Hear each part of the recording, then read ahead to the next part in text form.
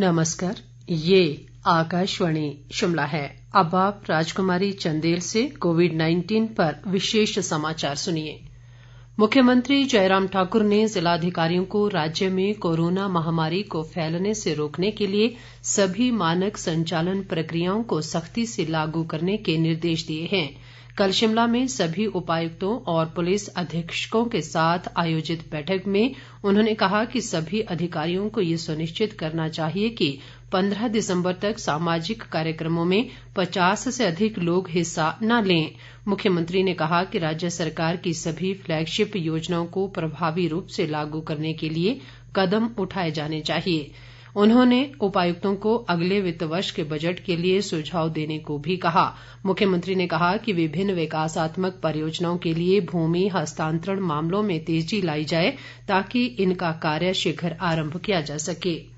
केंद्रीय स्वास्थ्य मंत्रालय ने कोरोना को फैलने से रोकने के लिए बाजारों में एहतियाती उपायों से संबंधित मानक संचालन प्रक्रिया एसओपी जारी की है। एसओपी के अनुसार कंटेनमेंट जोन में बाजार बंद रहेंगे। 65 वर्ष से ऊपर आयु के लोगों, गर्भवती महिलाओं और 10 साल से कम उम्र के बच्चों को घर में ही रहने की सलाह दी गई है। जिन जगहों पर बाजार खुले रहेंगे वहां दुकानों को खोलते ही पहले उन्हें सैनिटाइज करना अनिवार्य होगा। दुकानों के प्रवेश द्वार पर सैनिटाइजर रखना अनिवार्य होगा। दुकानदारों को सलाह दी गई है कि वे दुकानों के अंदर कम से कम 6 फुट की दूरी बनाए रखें और इसके लिए फर्श पर निशान लगाएं। देश में कोविड-19 से स्वस्थ होने की दर बढ़कर 94.11% हो गई है। कोरोना से देश में अब तक 90 लाख से अधिक रोगी स्वस्थ हो चुके हैं। 4,22,943 सक्रिय मामलों के साथ देश में इस महामारी से संक्रमितों का आंकड़ा 95,34,964 तक पहुंच गया है। कोरोना संक्रमण से अब तक 1,38,648 लोगों की मृत्यु हुई है। बीते 24 घंटों के दौरान जहां कोरोना के 35,551 नए मामले सामने आए हैं, वहीं 40,726 लोगों ने कोरोना संक्रमण को मात दी है। भारतीय आयुर्विज्ञान परिषद आईसीएमआर के अनुसार देश में अब तक 14,35,57,647 कोरोना टेस्ट किए गए हैं। बीते 24 घंटों के दौरान 11,11,696 कोविड नमूनों की जांच की गई।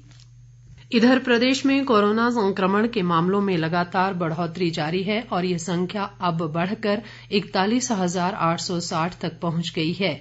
प्रदेश में इस समय 7,813 सक्रिय मामले हैं, जबकि 33,336 लोग उपचार के बाद स्वस्थ हो गए हैं।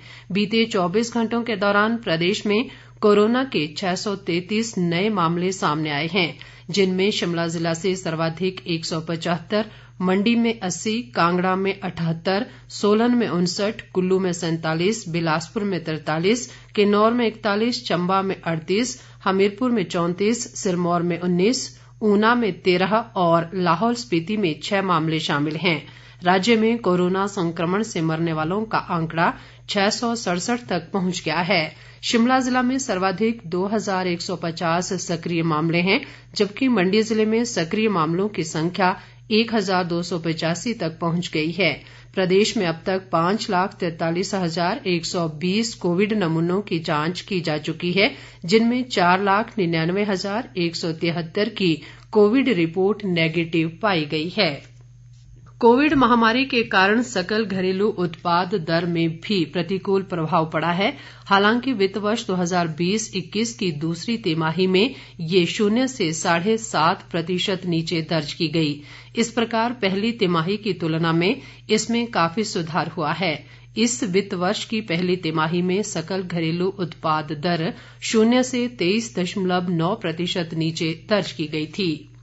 दवा कंपनी मॉडर्ना द्वारा विकसित किए गए कोविड-19 के टीके को अमेरिकी खाद्य और दवा प्रशासन की मंजूरी मिलने के बाद 24 से 72 घंटे के अंदर आपातकालीन स्थितियों में इस्तेमाल किया जा सकेगा। कंपनी के मुख्य कार्यकारी स्टीफन बेसेल ने ये जानकारी दी। अमेरिकी खाद्य और दवा प्रशासन की 17 दिसंबर को होने वाली बैठक में कंपनी के उस अनुरोध पर विचार किया जाएगा जिसमें टीके के आपातकालीन उपयोग की अनुमति मांगी गई है। इसके साथ ही ये समाचार बुलेटिन समाप्त हुआ। नमस्कार।